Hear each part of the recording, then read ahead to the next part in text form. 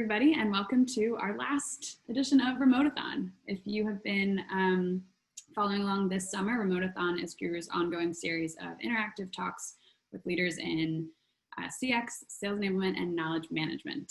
So I'm very excited to end on a high note today with Katie Givens, Director of Sales Enablement at Chorus.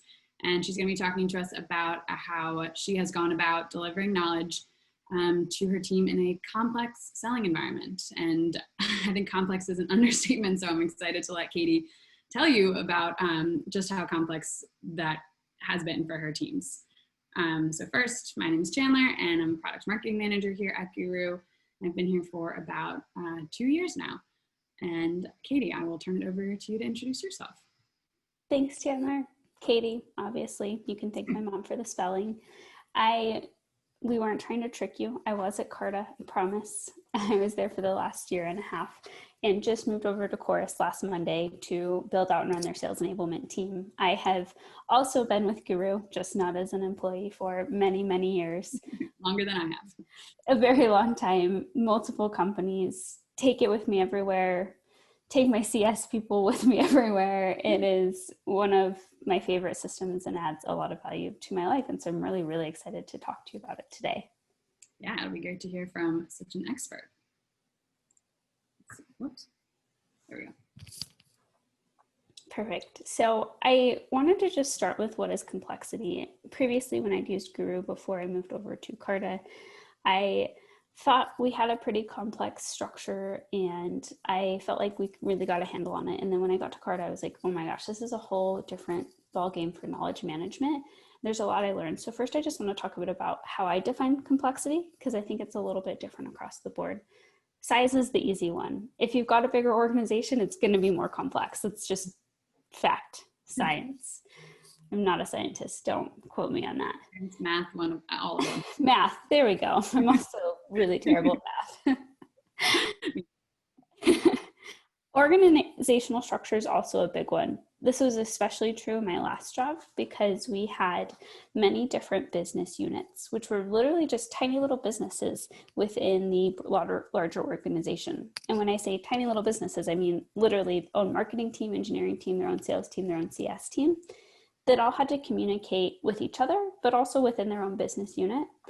And then if you look here to the right, you'll also see that we had a foundational team, which is like your typical HR, finance, my team, sales enablement, and sales operations, who had to communicate across those 5 teams. And so getting information, getting knowledge and product information across all of that and making it simple was really tricky.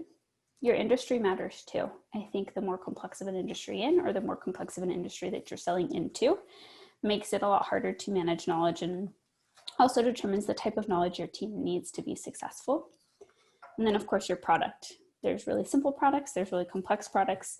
We basically had 5 different products that all worked together in some way as a network, but also didn't. And then team to team interactions. If we go back to that image on the right, every team had to communicate with each other, but they also had to communicate to the teams within their business unit, and it got really messy really fast. And then based on where you're coming from, I think strict internal policies, just based on if you're a finance company or if you're an AI company, can all just continue to add complexity to an already complex environment and make it harder for people to find the knowledge they need and find it quickly. So what do we do when it's that complex? Oops. All right, so what have I learned? In my world, taking out all of this work that we've done, I see a couple secret ingredients. The first one is just how you structure your knowledge, how you involve your experts, and then how do you actually confirm and acknowledge that someone's read really important information? How do you actually put that information where it needs to be when a rep needs it or a CS person needs it? And then most importantly, how do you measure it? Because it's sales enablement. If we're not measuring it and showing we've made an impact, we are literally failing at our jobs. So let's dive in a little bit deeper. We'll start with structure. The problem we were facing is that the traditional knowledge structure of just having collections and boards wasn't working for the complex environment that we were in. And it probably drove Yael crazy because I would call him daily and be like, this isn't working. I have to do something. And I try to like map out the organization for him. And everyone was like, this is crazy. But we actually spent a ton of time, and I've included at the bottom here, you'll see the 3 pictures. Jessica Ward, who was on my team at Carta, Yael and Chelsea on the Guru team, who spent weeks mapping out the org structure, mapping out where knowledge needed to go, and starting to understand there's a different way we can do it than the traditional way. And so we were able to utilize the board permissions that are really complex and really unique to Guru to showcase knowledge to the right people without overwhelming them. If you look to the right, you'll see that we had collections that were general to that business unit, and then we could break it out by the team. And so you look at who could access just general knowledge about that business unit, and then who could access team-specific knowledge about that unit. I literally cannot take credit for this because these 3 people built that, but I am using it because it's really important to understand everything you know about knowledge and how it should be structured should be thrown out the window when you're in a complex organization, and be structured specifically for the teams that you support. And then keep it simple. Before we made this change, we had 35 plus collections that were just chaos. If sales ops had to communicate something, they had their own collection, and so did finance, and so did I. And it got to be really messy, really fast. And we were also creating multiple cards in multiple collections that we then had to verify. And there was just a better way. And then finally, the big one for us, and something that I really try to do every time, was to push to have Guru org-wide. If you have knowledge in one place, it's a lot easier in a complex environment to just know, I just have to go to Guru. I don't have to go to Guru and then an intranet and then whatever product is using and then whatever everyone else is using. It gets really confusing really fast. Keep it all in one place.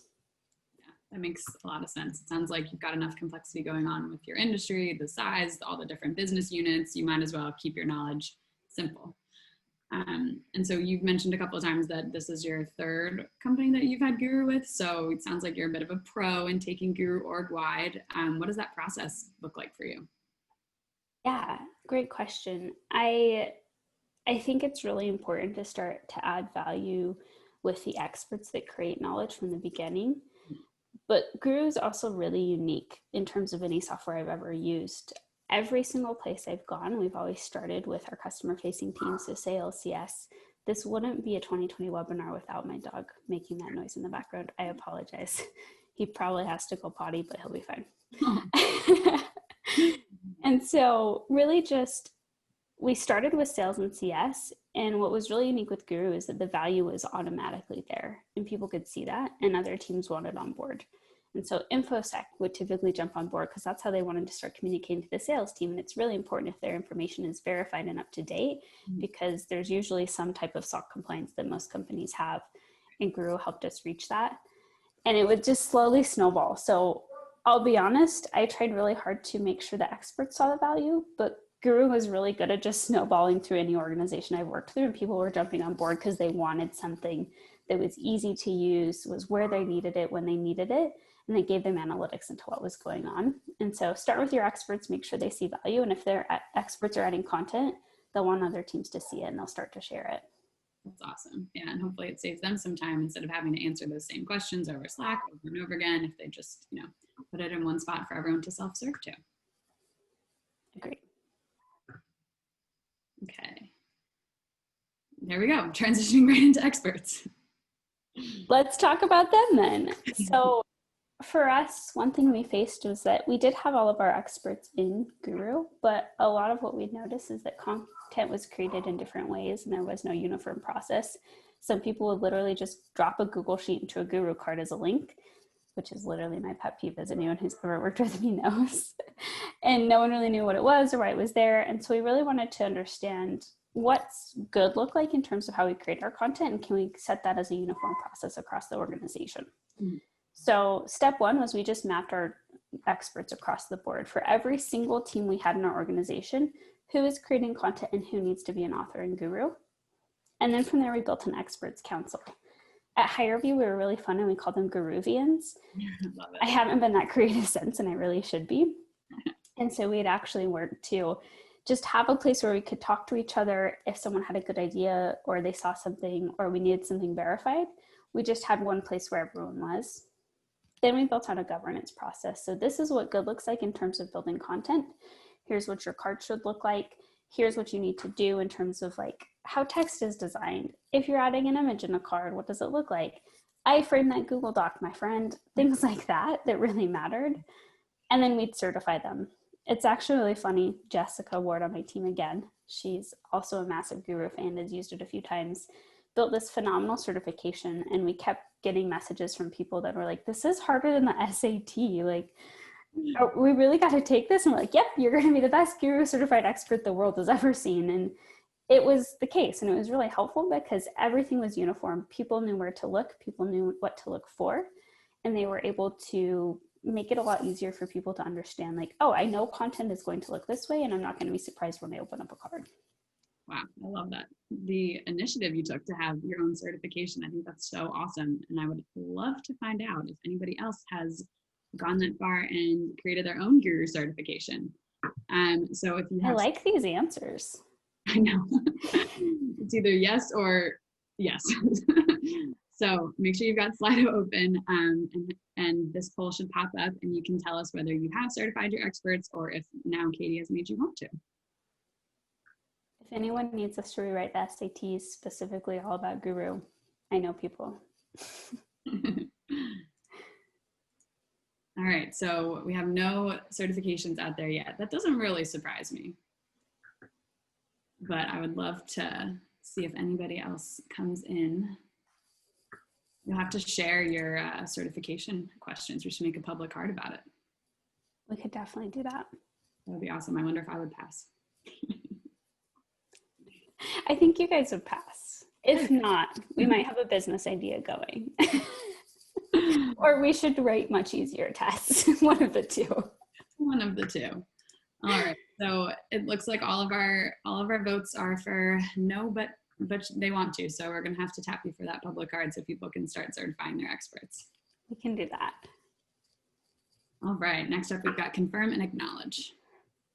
Perfect. So another challenge that we faced was in this complex environment, we would send an email and we'd post to all the major Slack channels and we communicated it on all hands, but somehow people still missed that there was a change or that there was something really important that they had to do. No matter how many times we communicated it, someone always fell through.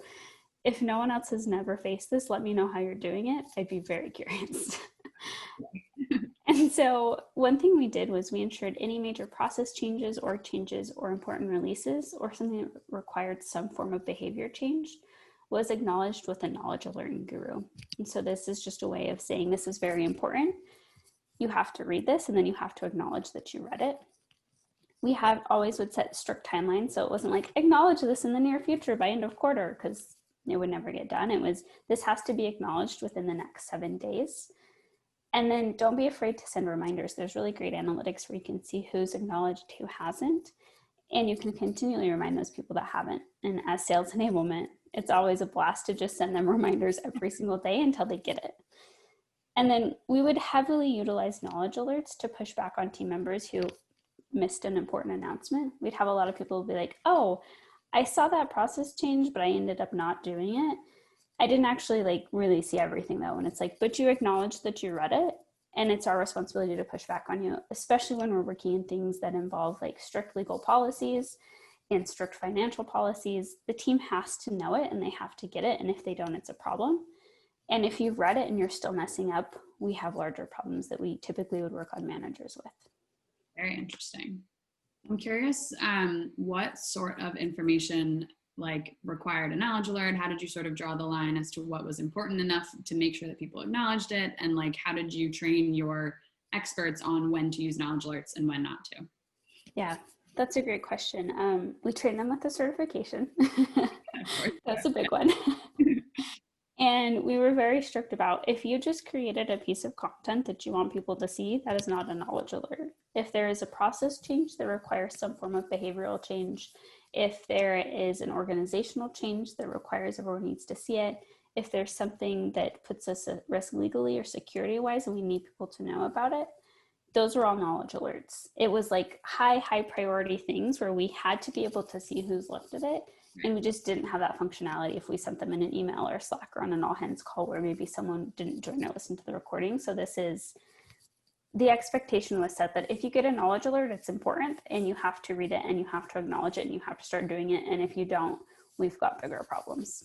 Yeah, I like that. I think if you make everything a knowledge alert, then nothing's knowledge. You got to protect the sanctity of that tool. Yes, which I have totally fallen prey to prior to joining a really complex organization where I was like, this actually won't work anymore. People will be overwhelmed. All right, next we got knowledge mapping. So this is one of my favorites. I used Guru before this rolled out, and when it rolled out, I was #1 fan. And so a lot of times, the more complex your organization, there's a tendency that your processes are more complex too. And so we'd have people who are in Salesforce and they're like, I can't remember every step I need for prospecting or everything I need to do to close out an opportunity, or where exactly is our price book again?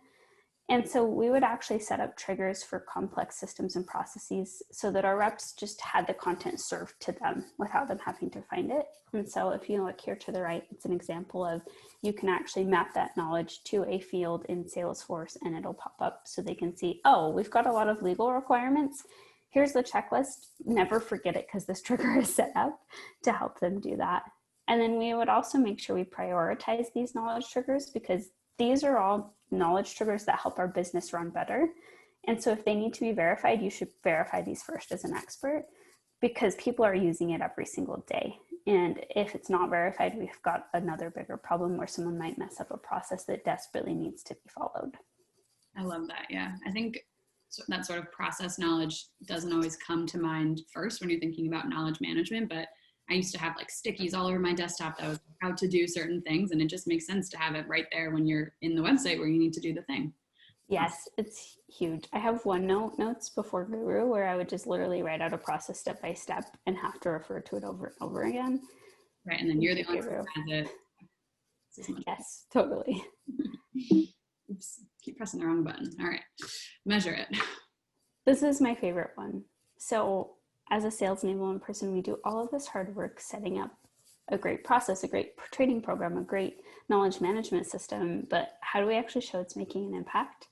And how do we actually continue to drive the business forward? And so for us, it was you leveraging analytics every single day to provide insight. And so first and foremost, we would leverage analytics to see content usage, especially for those complex processes and changes. A lot of things we've learned from that were if someone's using a card that goes through a complex process, but they're still messing up the process every time, we probably just sucked at writing the content and we need to rewrite it. Or vice versa. If people are messing up on a complex process, but they're not using the card, something's going on and we either need to set up a trigger so that people know that it's there and they can find it, or do something differently. And then probably my favorite use case is that if all of your content and processes across the whole organization and across your go-to-market organization are in Guru, you're able to do some really cool things. And so 2 of my favorite use cases were we were actually able to start to predict attrition because everything lived in Guru. And if everything to do your job lives in one place and suddenly you aren't using those things, something might be going on. And so we were able to do QBRs with managers to say, hey, this person stopped using Guru about 50% less than they were a month ago. Let's start talking to them now so that all of a sudden 2 weeks from now, they're not like, hey, I'm actually going to leave. And we can start to get ahead of that. And the second one was that it really helped provide business insights. And so an example that I love from when COVID hit was we were seeing searches producing no results coming up for a part of our product that we didn't sell a lot. It was in a package, but people started searching it a ton in April. I think it was like 7x more than they'd ever searched before. And so I saw that and I was like, that's weird. I wonder why this is happening. And then we actually pulled in one of our other sales enablement tools, which was Chorus at the time. This isn't a coincidence that I went there. I liked what it was doing too. And then I take Guru with me. It's a thing. We were able to go in and actually start to listen to those calls based off of what that product was. And we were seeing that there was a 75% increase in the amount of time a prospect was talking about this product. And what else was interesting was that a lot of reps just didn't know about it or know how to talk about it. So they were pulling in more senior reps off of their calls to help them on another call, which as a sales enablement person, like just breaks your heart and you can't have that happen. And then we actually pulled in marketing data too and saw that we were getting a lot more page hits for this specific product. And it's because this product actually solved a problem when COVID hit that no other product had solved, and it really hadn't been an issue until everybody was remote. And so we quickly were able to say, oh my gosh, we need to train our reps on this and get knowledge into Guru immediately. But also as a business, like COVID has hit, and this is a really interesting revenue line that we didn't use or leverage a lot. Could we get a quick sprint from product to actually get something happening?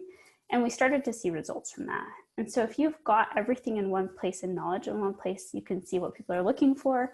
If they're not finding it, what's going on, and you can dive in deeper to all of these tools to start to get a better idea of how can I make my knowledge work for me as well, which I think is one of the most important parts of sales enablement.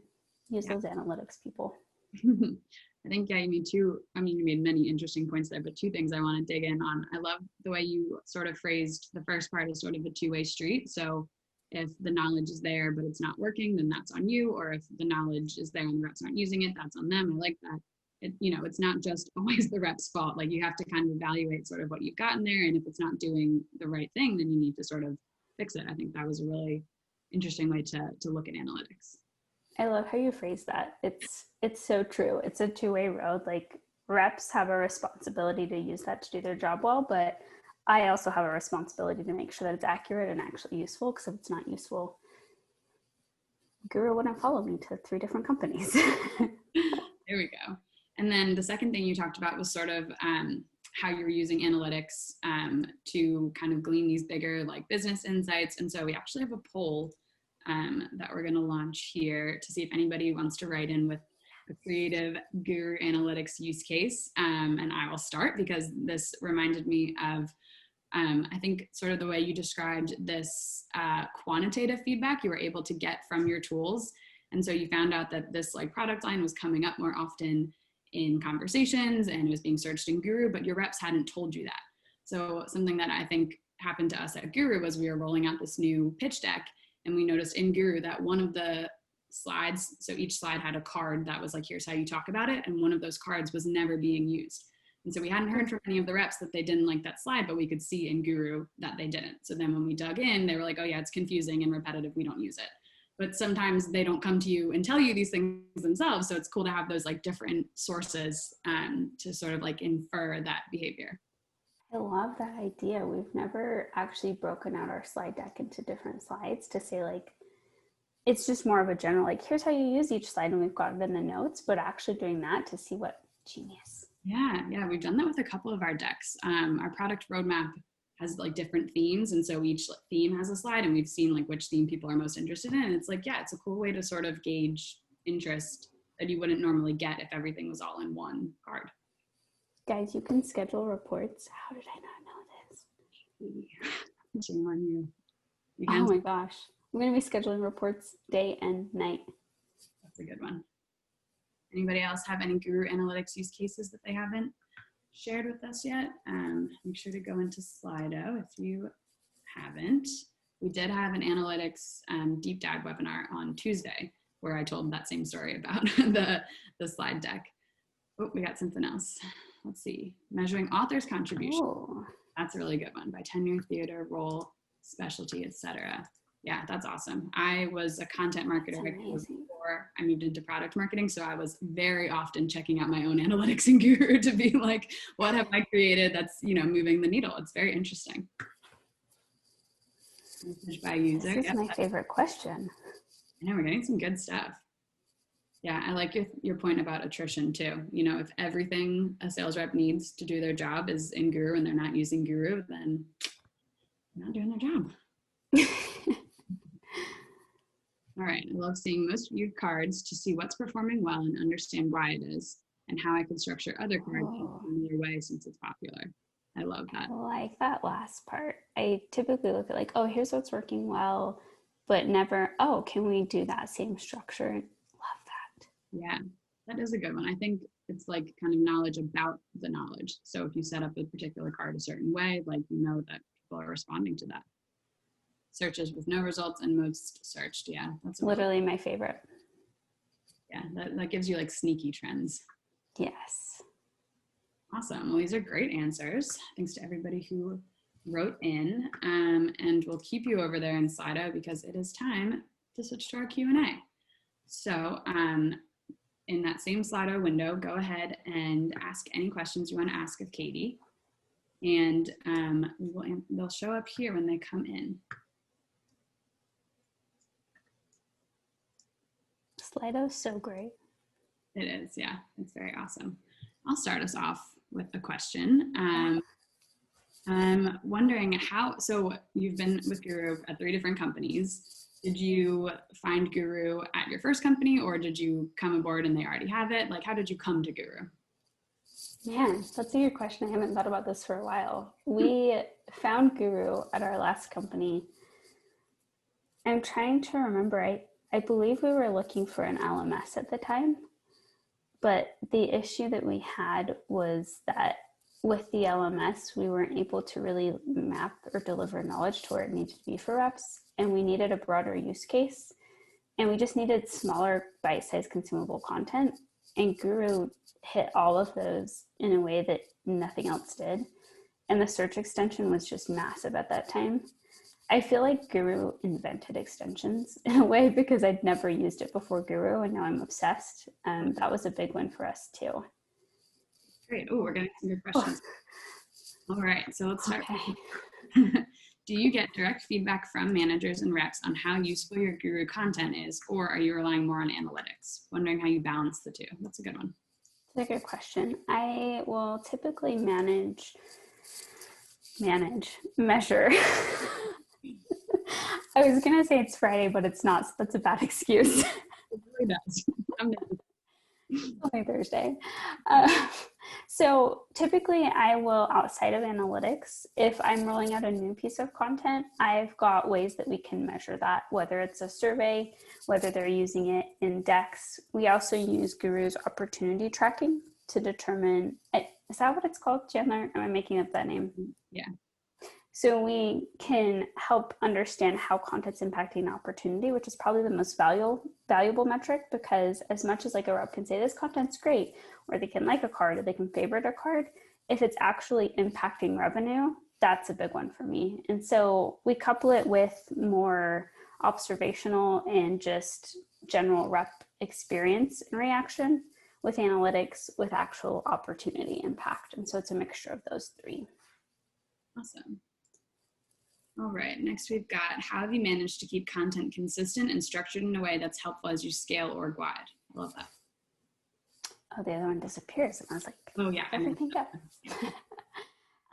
So a big one for us is the certification for experts. Every single person that's creating content in Guru has to be certified, or they're not allowed to get in. If a new person's like, hey, I need to create this card, we're like, great, you have a certification to take first, and you're going to do a quick training with us. Nice. It's actually recorded because that wasn't scalable. So we've got a recorded training. It's in a card so we can make sure they've done it. And then we also they're certified. And so it typically keeps our structure and everything consistent. I will say as the org continues to scale, we just have to be really flexible and nimble with how we structure content in terms of like collections and boards. And so when I started at Carta, we designed content one way, and within 6 months, our whole entire org had like quadrupled in size, and we had to be nimble to say this isn't working anymore. We've got to change it, and we've got to change it quickly. And so being nimble is a big one, as well as also just making sure anyone who's creating it has a general governance process for how to create content. And how do you make sure that the structure fits the needs of all the different teams? Like, I can imagine that some teams, they have different types of knowledge, they might need different types of cards. Like, how do you account for those differences in the certification and your best practices? Yeah, Jess on my team was amazing at this. She would sit down with every expert group and every business unit and just map knowledge to understand how is it being used today, how does it need to be used in the future, what can knowledge look like. And it's literally just like whiteboarding processes of here's what knowledge needs to look like for your team. And then we'd get really granular with board permissions to determine who needs to see what within a collection. So it's all in one collection, but you've got board permissions underlined. So if I'm a salesperson and I log in, I don't see everything that the engineering team has to see, but I see everything for my business specifically. Gotcha. That makes sense. All right. How do you use Guru to do product enablement? Really, really good question. There's a few ways. So the first is that for every product that we have, we've got a guru structure that we follow. And so we've got like, what is this product? Why is it used? How do customers use it? We have call recordings that we pull in so people can see people talking specifically about that product. And so there's just like the general knowledge of the product, like if you're a new person coming in, but there's also like if there's a product release or if there's an upcoming thing that has to happen within the product, we've got a really good governance process based on how big the product release is of how we're communicating it in Guru. So we've got release notes in there that are typically done with a knowledge alert because people have to understand what's happening to demo it. We'll usually, if it's a bigger product release, do some sort of a product certification that we run with content that we leverage in Guru to pull into our LMS to do the knowledge certification. Those are probably the key ones. And so we've got like just the basic, how is it used? How are customers using it? What's the benefit? And then we've got, if there's a product release, there's a good workflow that we have. Awesome. What about something that comes up for us a lot is frequently asked questions about products, about product in Slack. So we're trying to like nail down the workflow for capturing those FAQs in Slack and making sure they get into Guru. So the next time that person has that question, they can just go to Guru instead of shouting on Slack. You guys have a process for too? Yeah, this is my favorite one. And this is where you can get product and engineering on board because it makes their lives a lot easier. Each product has its own board within a collection or board group, then a board. We're getting really nerdy here. Has its own board group within a board. And as part of that, we have a section for FAQs, and they're just cards for individual questions that they get. And we push our experts in the certification to say, if you're getting a question over and over again, here's how you can create an answer in Slack or in Guru, and here's how you can answer in Slack. And so it also helps with behavior change when you're first rolling out Guru because your experts know, oh, I'll just do a Guru card. And then the person who asks, it's like, oh, I should have just gone to Guru first. So it's a little bit of public shaming, but it's effective. Yeah, we've gotten really good at that. Now when people ask questions in Slack, they're like, I swear I checked Guru, it's not there. I really do need help. That happens a lot now. People will be like, I promise I checked Guru and I can't find anything. Then you know it's not there. Then you know it's on me and the rest of the experts. That's awesome. All right, so we've got, how do you get sales reps to adopt Guru? Any tips or tricks? This probably goes back to my big one, but everything has to be in Guru. Every process, every slide, every pricing calculator, everything. They can't do their job without Guru. That's literally like my number one goal is it doesn't and can't live anywhere else. Reps will still, I will say, download decks. But if there's an update, I put it into Guru so they know they have to go in there to use it. That's probably the biggest one. I also, in terms of just like initially rolling it out, I try to make it really fun. And so we had a scavenger hunt in Guru with prizes so people get comfortable with it. The first people to download the extension and use it more than 5 times, we do prizes. People love swag and money. So we would reward them that way to get them excited. And then we made sure everything was in there. And I only communicate through Guru if there's anything major that is knowledge. And so people will know, like, if I wrap up a call and there's a summary, the call deck, the call recording, everything is in Guru. It's not separate links that I'm sending out. So I push them there. I reward them for going there. And I make sure that they can't do their job without it. That's awesome. Yeah, if it's their only option, then they have to adopt it. I sound like but that's what I do. That's great. I'm a nice dog mom and a nice sales mom. Sure are. All right. How do you measure organizational efficiency improvements from Guru usage? This data is used to justify expanding our Guru licenses. That's a good one. How do you measure organizational efficiency improvements? A big one for us that I would look at was measuring productivity. And so this does sometimes involve a combination of a few tools. And Chandler, Rachel, or Yael, you guys might have a way to measure this that's different from what I do. But productivity is a big one. If my reps are more productive, they're able to sell more. And so making sure that they're not spending as much time looking for content and we're mapping it, we're making it easy for them so that their actual process in selling is pretty flawless and they're just focused on selling. That's a big one. Another one is just author time. So usually your experts are some of the highest paid people in your organization. And if they're wasting a ton of time answering questions or saying the same thing over and over and over again, which I think any expert in like InfoSec or legal or IT or even HR can be like, this is the 15th time I've answered that question today. If we can document those and make it really easy for them to send, the organizational efficiency of giving them back time to do something that's far more important and actually do their job versus just answering people's questions all day or directing them somewhere is massive for an organization. Those are, productivity is probably the biggest for me, but Chandler, Rachel, or Yael, if you have anything too, I bet other organizations do it differently. I've heard of people measuring the amount of time it takes to either answer a question or find information without Guru. And so you have to open a tab, you have to search Google Drive or go here and go there and see how many seconds that takes, and then compare it to searching in Guru and then add that up, for the whole week for all of your reps and sort of seeing that time savings. I think that's a good one. And then also onboarding time. If your new reps are onboarding more quickly, then they're getting to productivity faster. And so if you've got your onboarding program in Guru and can see, how long it takes someone to ramp and get to their first sale and cut that down, I think that's a good measure too. If anybody else has other ideas, chime in the chat or turn your video on. We can just hang out here. Make it a party. Yeah. I think our sales rep, when we were buying for Carta, he gave me a really good statistics, and I'd have to look back on it. It was some data point that you guys had around every hour a rep spends looking for content has an impact on the company. I have it. I did it in a needs analysis, so I'll find it. But that was really helpful for me because then I started to dive into where is knowledge living today? And it was in 18 different places. How many times are they pinging? People are getting pinged on Slack, and it was 325 times a day, which is insane. And it was literally every 3 minutes they were getting pulled out of their job to either find knowledge, create knowledge, or have someone send them knowledge. Right.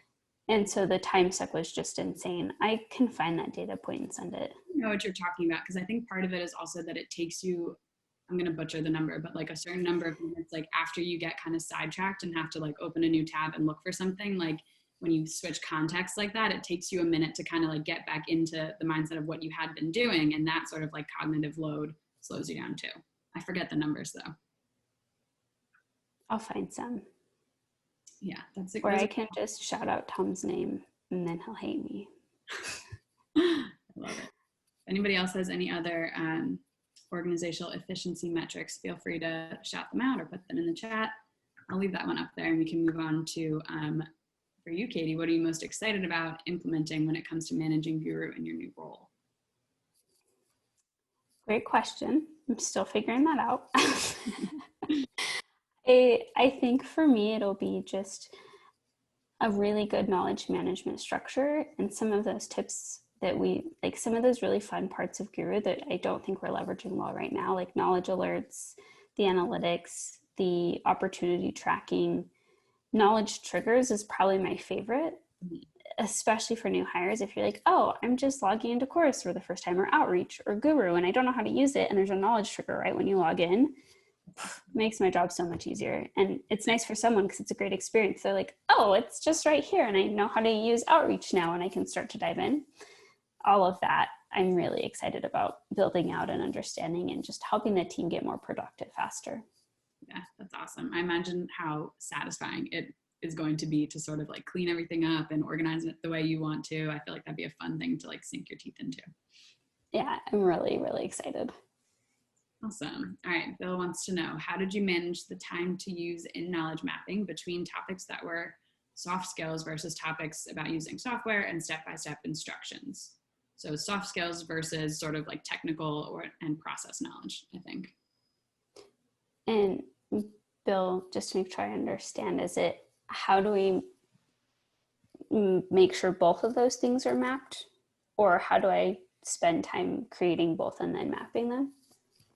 So yeah, so I get, my question is the time to use. So when you're trying to prioritize, you've got soft skills that you want people to be using, and then that they need step-by-step directions in software. How did you prioritize? How did you manage that time mark? When that everyone's got a busy, you talked about this a little earlier about your experts need to use their time efficiently, right? So everyone's doing a million things, and you want everyone doing their best tasks and things. So when you sit down and you realize oh my gosh, there's so much knowledge that we need to get into Guru, we can't get it in there fast enough, right? So so I'm asking about like the time to use. Like, how did you, like, when you're doing your knowledge mapping, I thought it was great that you planned a knowledge map and you have this realization that there's so much knowledge to get out there. So then what does that time to use look like when you're prioritizing the soft skills versus the step-by-step directions? So that's my clarification. I love that. Thank you. That was really helpful. That is the biggest beast with Guru for me always, is how do I get it all in there and not take 7 years to get it all in there? A few things that we did was we would prioritize the things that they had to have to do their job well. And so honestly, soft skills would come after. We'd have, if this is needed to do your job, it's going in first, and then soft skills come in once that's done. A big part of it too was Guru's gonna kill me. We'd have leveraged our Guru team to help us with importing knowledge in. No. We love to do that. To make it a lot faster. And so that actual getting experts to put knowledge in is really hard to do. And so if we can just get them to create the knowledge, there's a few different things I've done, and I don't know which one's better, to be honest. The first was I'd actually have someone on my team who was an expert at like putting knowledge in a format. So we'd say, hey, expert, just give us like a Word doc of your knowledge and we'll make it look good in Guru and we'll put it in there.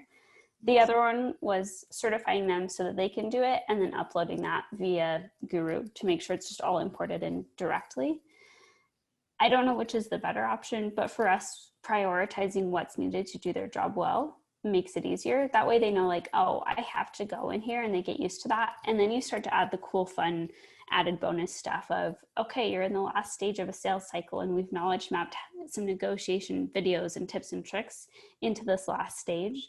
Then it gets really exciting and useful. So first it's like, okay, what do I need to get my job done? And then, oh my gosh, here's some really cool added value that I would have had to go look for myself. Awesome. That's a great answer. All right. I think those were our last 2 questions. We didn't get any other thoughts on organizational efficiency improvements. So I guess you and I nailed it, Katie, because we covered the answers.